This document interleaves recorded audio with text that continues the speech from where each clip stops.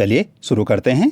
और ये रहा क्वेश्चन नंबर 1। स्टूडेंट, इससे पहले मैं क्वेश्चन नंबर 1 शुरू करूं, आप अपनी जो कॉपी है, जीके की कॉपी है, उसको निकाल लीजिए, पेन निकाल लीजिए। जैसे मैं प्रश्न पढ़ रहा हूँ आप उनके आंसरों को आप नोट करते रहेंगे।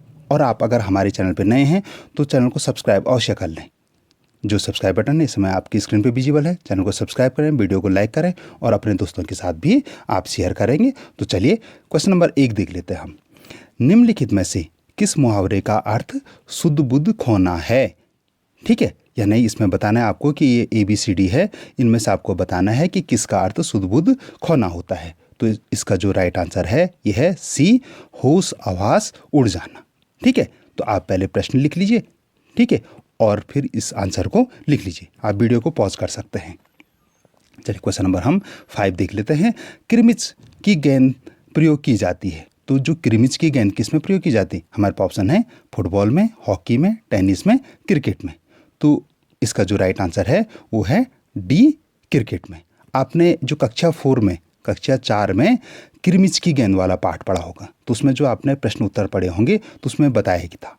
ठीक है, ये शब्द आपने कक्षा 4 की किताब में देखा होगा। ठीक है, और ये प्रश्न में आपने देखा होगा जहाँ पे बताया गया था कि एक तरफ से खेल के नाम लिखे थे और एक तरफ से उसमें किस प्रकार की गेंदें प्रयोग की जाती हैं वो लिखा था। ठीक है, तो इस 5 का जो राइट आंसर है वो है D। आई होप कि आपको क्रिमिच की गेंद वाला पार्ट याद आ गया होगा। चलिए, आपने क्वेश्चन नंबर 1 और क्वेश्चन नंबर 5 आपने लिख लिया।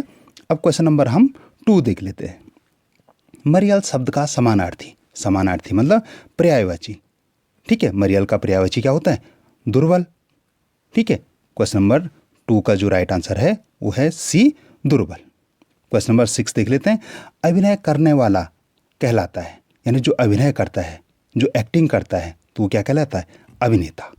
ठीक है, इंग्लिश में कहेंगे तो एक्टर और हिंदी में अभिनेता कहलाता है। तो इसका जो 2 का राइट आंसर C और 6 का राइट आंसर C। ठीक है, आप वीडियो को पॉज करके नोट करते रहेंगे। ठीक है, चलिए क्वेश्चन नंबर 3 देख लेते हैं। क्वेश्चन नंबर 3 है, लोमड़ी मंद मंद मुस्कुराने लगी। जो ये वाक्य है इसमें आपको क्या बताना है? क्रिया विशेषण बताना है। ठीक है, तो इसका जो राइट आंसर है वो है A। ठीक है, मंद मंद क्या है? क्रिया विशेषण है। अगर क्वेश्चन आता कि इसमें क्रिया बताइए, विशेषण की नहीं आता, सिर्फ आता कि क्रिया बताइए, तो क्रिया क्या है इसमें? मुस्कुराने क्रिया है। और अगर आता है कि कर्ता बताइए, तब लोमड़ी करता है। ठीक है, तो आपको इस प्रकार का भी पता होना चाहिए। हो सकता है जब आप पेपर दे रहे हों तो तब आए कि कर्ता क्या है। ठीक है, ऐसा ही कोई वाक्य है तो पूछा जाए कि कर्ता क्या है। तो कर्ता क्या है इसमें? लोमड़ी है, मंद मंद क्रिया विशेषण, मुस्कुराने क्रिया है। ठीक है, तो आप जो मैंने कहा इसको भी आप नोट करेंगे। क्वेश्चन नंबर 7 बहुत इंपॉर्टेंट क्वेश्चन है। क्या कहते मेरे क्या बस का? वाक्य में प्रयुक्त विराम चिन्ह है। तो ये जो पीछे से लगा है, ठीक है, ऐसे लगा है ना, तो इसका बताना आपको। तो ये कौन सा विराम चिन्ह है? तो इसका राइट आंसर है प्रश्नवाचक। बिल्कुल सही बताया आपने कि इसका जो विराम चिन्ह क्या है? प्रश्नवाचक ऐसे बनता है। ठीक है, ये प्रश्न चिन्ह हो गया। अगर विस्मयवाचक चिन्ह कैसा लगता है? तो विस्मयवाचक चिन्ह लगता है ऐसे और एक छोटा सा बिंदा। ठीक है, हंस पद चिन्ह क्या होते हैं? हंस पद चिन्ह कैसे लगता है? हंस पद चिन्ह लगता है ऐसे, कोई चीज़ छूट गई है, समझ रहे? तो ऐसा चिन्ह लगता है। जैसे यहाँ पे क्या कहते की जगह अगर हमको ये कहना होता है कि आप क्या कहते, तो हम ऐसा चिन्ह लगाते और यहाँ पे तब आप लिख लेते। ठीक है, तो ऐसे के इसको कहते हैं हंसपद चिन्ह। और लाघव चिन्ह क्या होता है? लाघव चिन्ह एक गोल होता है। जैसे हमको माना डॉक्टर लिखना है, ठीक है, तो हम ऐसा लिखते हैं और यहाँ पे से पूरा डॉक्टर ना लिख के डाल लिखते हैं और 0 लगा देते हैं। तो ये जो 0 है ये क्या है? लाघव चिन्ह। तो आपने ये चारों चिन्ह समझ लिए। हो सकता है कि आपके पास कुछ और पूछा जाए। तो विस्मय प्रश्नवाचक चिन्ह तो यहाँ पे आपने देख लिया।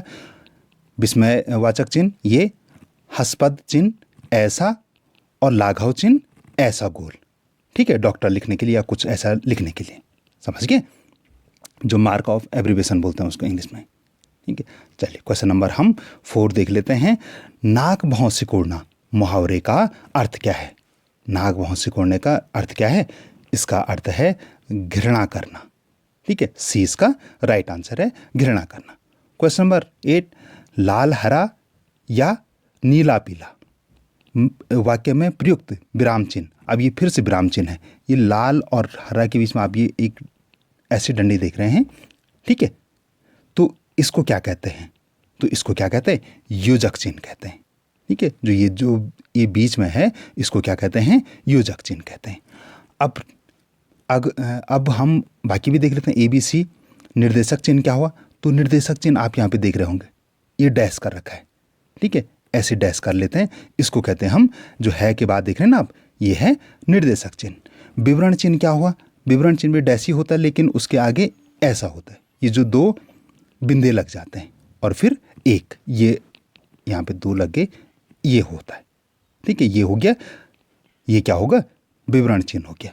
उद्धरण चिन्ह ये ऐसे लगते, डबल इन्वर्टेड कॉमा, ये उद्धरण चिन्ह हुआ, ठीक है। स्पेशली हम इसको परिभाषा के लगाते हैं, ठीक है। यहाँ पे जैसे ये सिंगल इन्वर्टेड कॉमा है तो वो डबल इन्वर्टेड लग जाता है, तो वो उद्धरण चिन्ह हो। और योजक चिन्ह तो बता दिया आपको कि एक डैश जैसा 2 शब्दों के बीच में लगेगा, समझ गए।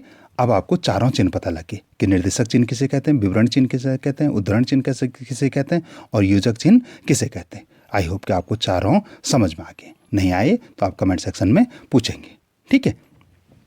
चलिए अब हम क्वेश्चन नंबर 9 देख लेते हैं। मैं इसको साफ कर लेता हूँ। भेंट शब्द का अर्थ उपहार है, इसका अन्य अर्थ है, तो इसका अन्य अर्थ क्या होगा? मुलाकात, ठीक है। असमंजस शब्द का अर्थ है, असमंजस का जो 13 है, 13 का राइट आंसर है डी, दुविधा, ठीक है। कहते हैं ना बड़ी असमंजस की स्थिति है भाई, तो बड़ी दुविधा की स्थिति है, ठीक है। तो 9 का ए और 13 का डी, आप नोट भी करते रहेंगे। जो प्रश्न नहीं आए समझ में आप कमेंट में पूछेंगे, ठीक है। मैं निश्चित रूप से उसका हल बताने की प्रयास करूंगा, ठीक है। या जरूरत पड़ेगी तो एक नया सा उस पर वीडियो बनाएंगे। क्वेश्चन नंबर 10, जो कलाबाजियाँ खा सकते हैं, तो जो कलाबाजियाँ खा सकते हैं, तो इसका आंसर बहुत आसान है, कलाबाज या कर्तव्यबाज हम उसको कहते हैं। क्वेश्चन नंबर 14, निम्न में से कौन सा शब्द पुल्लिंग है? यहाँ पे पुल्लिंग और स्त्रीलिंग के बारे में पूछा गया है, तो यहाँ पे पुल्लिंग पूछा गया, तो पुल्लिंग कौन है? पिता पुल्लिंग है, बाकी बहन, माता, दादी, ये तीनों क्या हैं? स्त्रीलिंग है, ठीक है। क्वेश्चन नंबर हम 11 देख लेते हैं। क्वेश्चन नंबर 11 है, उल्टे पांव लौटना निम्न में से है, यानी ये क्या है? जो उल्टे पांव लौटना ये क्या है? ये संज्ञा है, लोकोक्ति है, समास है या अलंकार है? तो 20 का राइट आंसर है। ये क्या है? ये लोकोक्ति है। क्वेश्चन नंबर 15, वह सफेद अंग रखा और पैजामा पहने हुए था, वाक्य में सर्वनाम क्या है? तो वाक्य में सर्वनाम क्या है? वह, ठीक है, वह वाक्य में सर्वनाम है। तो क्वेश्चन नंबर 11 का राइट आंसर बी और क्वेश्चन नंबर 15 का डी, ये भी आप नोट कर लेंगे। क्वेश्चन नंबर हम 12 देख लेते हैं। अचानक शब्द का समानार्थी, फिर से क्या हो गया? पर्यायवाची पूछ लिया, तो 12 का जो राइट आंसर है अचानक मतलब एकाएक, ठीक है, 20 का राइट आंसर हुआ। क्वेश्चन नंबर 16, निम्नलिखित में से अकबर का बेटा नहीं है, तो अकबर का, सलीम अकबर का बेटा था, मुरीद भी अकबर का बेटा था और दनियाल भी अकबर का बेटा था। दारा शिकोह अकबर का बेटा नहीं था, ठीक है। ये किसका बेटा था? ये शाहजहां का, ठीक है। अकबर का पुत्र जहांगीर और उसका पुत्र शाहजहां और उसका पुत्र दारा शिकोह था, ठीक है। तो दारा शिकोह के पिता का नाम क्या था? शाहजहां था। इसके भाई का नाम औरंगजेब था, ठीक है। कभी कभी ये प्रश्न में आ सकता है कि छोटा अकबर किसे कहते हैं? तो छोटा अकबर दारा शिकोह को कहते हैं। किसे कहते हैं? दारा शिकोह को कहते हैं। क्या कहते हैं? छोटा अकबर, ठीक है। ये हो सकता है ये प्रश्न आपको जब आप पेपर दे रहे हों तो ये प्रश्न आपको आ सकता है, बहुत इंपॉर्टेंट प्रश्न है। चलिए क्वेश्चन नंबर हम 17 देख लेते हैं। क्वेश्चन नंबर 17 है, नक्काशी करने में किस औजार का उपयोग किया जाता है? नक्काशी करने में, तो नक्काशी करने में हथौड़ा और छेनी का प्रयोग किया जाता है, ठीक है। हथौड़ा और छेनी से हम नक्काशी करते हैं। दरांती से तो हम काटते हैं, कुदाल से हम खोदते हैं और फावड़े से क्या करते हैं? आप कमेंट में बताएंगे, ठीक है। आपने फावड़ा देखा होगा, तो फावड़े से हम क्या करते हैं? तो इसको आप कमेंट में बताएंगे, ओके। क्वेश्चन नंबर 21 देख लेते हैं। दिए गए घरों में संबंधित कॉलम ए तथा कॉलम बी का आपको मिलान करना है। ठीक है, तो इसमें देखो इग्लू क्या है, बर्फ का घर। ठीक है, हाउस बोट ये जो डल झील वगैरह में तैरती हैं हाउस बोटें।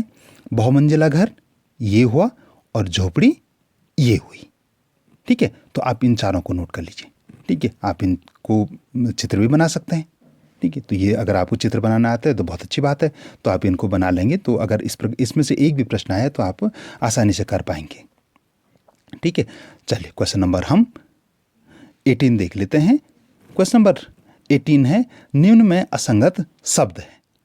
अब हमारे पास ऑप्शन है चावल, दूध, गुड़ और साबुन। चावल, दूध, गुड़ ये तीनों क्या है, खाने पीने की चीज़ें हैं। साबुन से हम कपड़ा धोते हैं।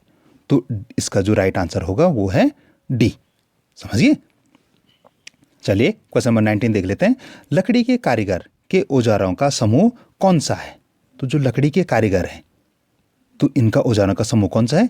तो बी इसका राइट आंसर है, आरी और रंधा। ठीक है, ये इसके औजारों के समूह है। क्वेश्चन नंबर 22 देख लेते हैं। थोड़ा मैं एडजस्ट कर लेता हूँ। हाँ, अब आपको अच्छे से विजुअल हो रहा होगा। क्वेश्चन नंबर 22 है, ये भी मिलान वाला है। कॉलम ए का कॉलम बी से मिलान कर सही विकल्प चुनिए। तो कठफोड़वा, यहाँ पे कठफोड़ ये चिड़ियों के नाम दे रखे और यहाँ पे वो क्या करते हैं। ठीक है, तो कठफोड़वा क्या करता है, ये पेड़ के तनों पे छेद करता है। ठीक है, गिद्ध क्या करता है, मरे हुए जानवरों को खाता है। उल्लू रात्रिचर है, और कबूतर क्या करता है, गुटरगू करता है। ठीक है, तो 22 का जो राइट आंसर हो जाएगा वो है बी। ठीक है, लेकिन आप इसको नोट करेंगे, समझ गए। एक साइड इसको लिखिए और इसमें मिलान कीजिए। ओके, चलिए क्वेश्चन नंबर हम 20 देख लेते हैं। निम्नलिखित में शुद्ध वाक्य है। तो 20 का जो राइट आंसर वो है डी, मैं वहां जरूर काम करना चाहूंगा। ठीक है, ये राइट आंसर। बाकी आप देखेंगे, तीनों ABC पढ़ेंगे तो ये राइट आंसर नहीं है। ठीक है, ये शुद्ध वाक्य नहीं है।